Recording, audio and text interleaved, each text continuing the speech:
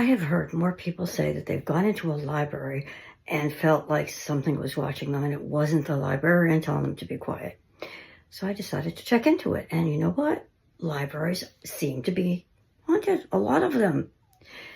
And I thought I would check a few out. So let's check a couple out. The first one, if you go all the way back to 2008, you might remember a show called Ghost Hunters. It was like the very first ghost investigation show. And if you haven't ever seen it, go back and watch some of them because they're really good. At any rate, they decided to investigate a library called Clapp Memorial Library, and it's in Massachusetts, in New England, very close to where I am, and it is haunted. This goes back to 2009, when I was extremely new at both mediumship and ghost investigating. Thought I'd take a chance anyway. So my daughter and I decided to ask if we could get like a tour of the place. And the caretaker was kind enough to let us in after hours and let us kind of wander around by ourselves. And in this library, because it's old, there was an upstairs that was really kind of blocked off to the public, more than likely for safety reasons. But we were allowed to go up there. And again, mind you, I don't know what I'm doing. So I'm running around with a recorder and a K2 meter. And I was going in and out of the little areas where the books were. And this is, again, old section upstairs. And my daughter's like, "What are you doing?" And I just looked at her and said, "I'm chasing a little boy who's chasing his cat." And, I don't even remember why I said that. That's what I felt like I was doing. Well, the caretaker heard me and he said, "What did you say?" So I repeated it. And he asked us to come down. So we came down thinking, "Oh boy, what did I do?" Nothing. He said, "Can you describe the little boy?" So I thought about it and told him what he looked like. I said he had a little bowl cut and he must have been about 7 or 8 and blah, blah, blah. And he's got a cat. And he said, "I want to show you a picture." Now, I did not take this picture. Somebody else had taken this picture. But he said, look at this picture. This is the picture. Take a look at this.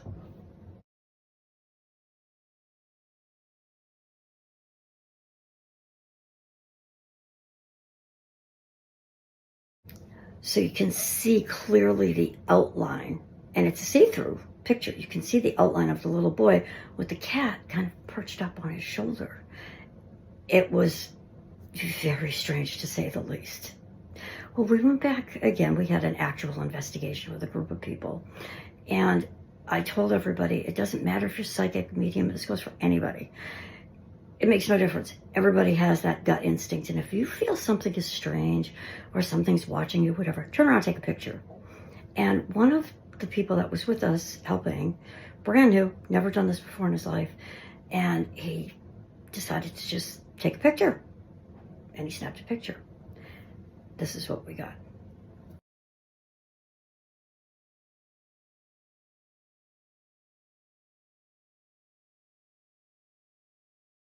So of course the first thing we do is to try to debunk it, see if there's an actual reason for it. So the next day I called the librarian and I had already taken down the row and where that was. And I asked her to check and she said, "No, there's nothing on top of those books." No, this wasn't Halloween or anything where you'd expect like something to be stuck up. No, it wasn't at all. And she said, "No, there's absolutely nothing there. But the place is haunted." Yeah, that place is haunted. Oh, also, in this library, we're, of course, doing voice recordings. And we didn't have really any equipment, just voice recorders at the time and some K2 meters. And in this clip that I'm going to show you, it's very faint. You're going to hear somebody whispering. Now, we know now you don't whisper when you're investigating because it can sound like a ghost. But you clearly hear one of the girls, Amy, talking, and she's talking very, very softly and asking, if anybody wants to talk to us, so on and so forth. And you're going to hear this creepy laugh in the background. We were the only two in that area. Other people were downstairs, like in the basement. We were the only two upstairs. We did not hear this until I played it back. Take a listen.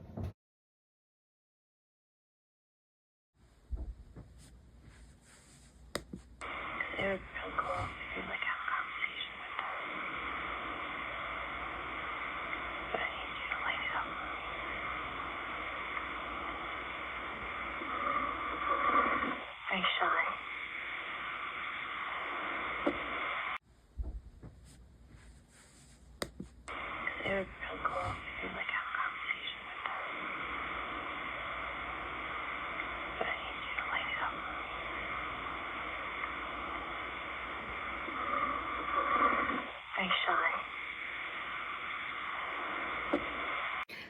Creepy, isn't it?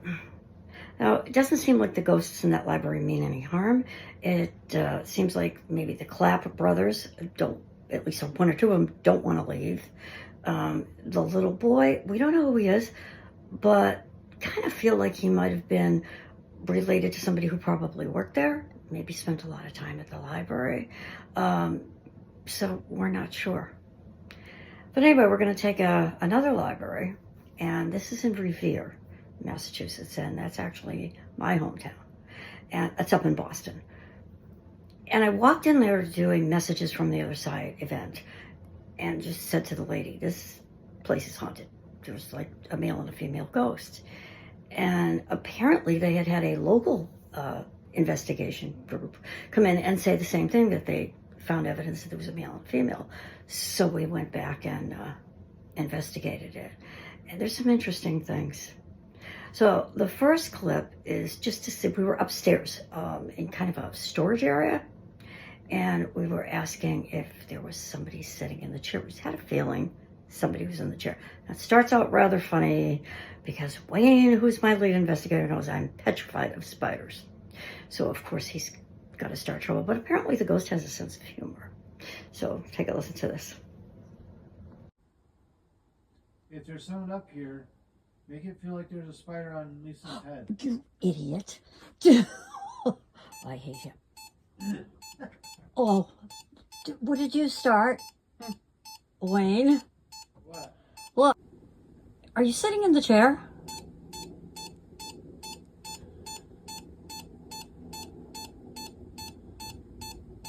Thank you.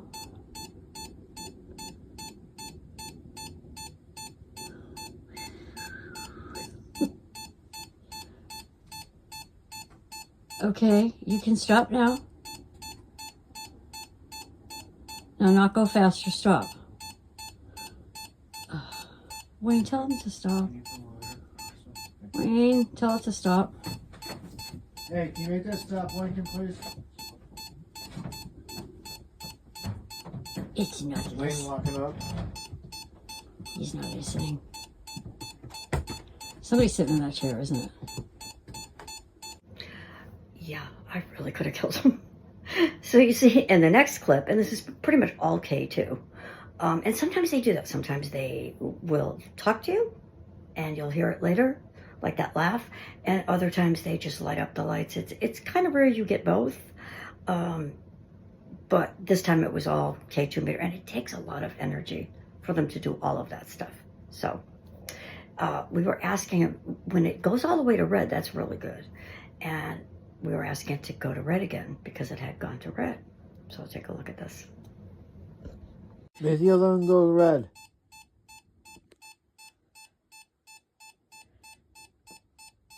Oh, it went up. One of the orange. Oh, Come on, a little more. thank you.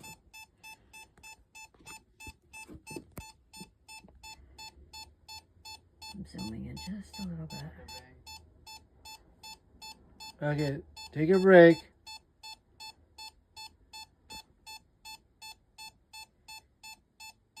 I think they're not taking a break because they're sitting in the chair. Do you want to stand up? No, now it's up again. Now, we weren't sure who it was, but we had a feeling that it was probably the caretaker. The caretaker of the place allegedly passed away downstairs in another chair that he used to sit in the boiler room. It wasn't any foul play or anything. He just apparently died. They don't have 100% proof of it, but they're pretty sure that it did happen. And I believe it was in the 1900s. It doesn't go too far back. But here's some more evidence. Are you either a caretaker or somebody who worked on the building?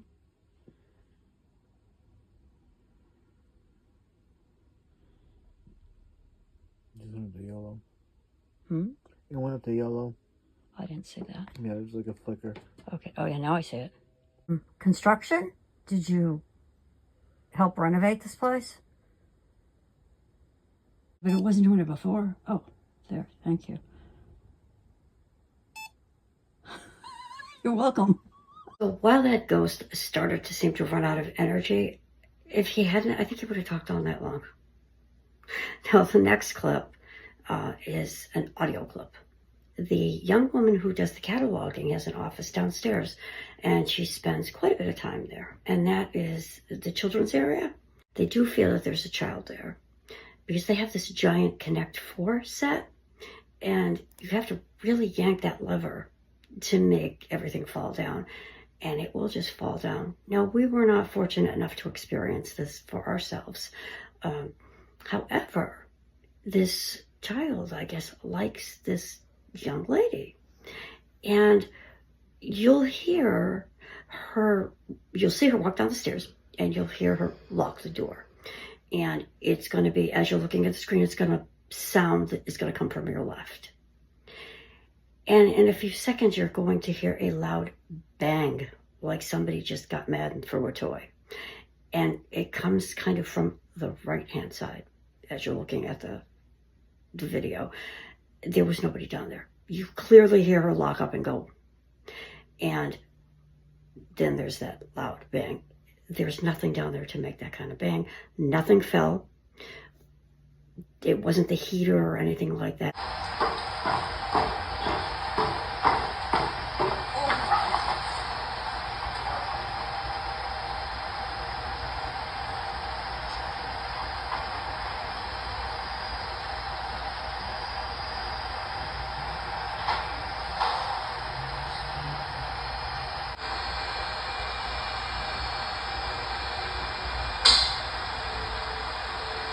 The next time you go to a library and you feel like somebody's watching you, very well could be.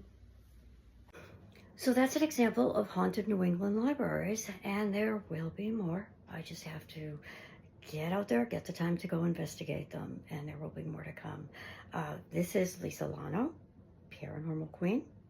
I am a medium, a psychic, and an investigator of anything paranormal, not necessarily just ghosts.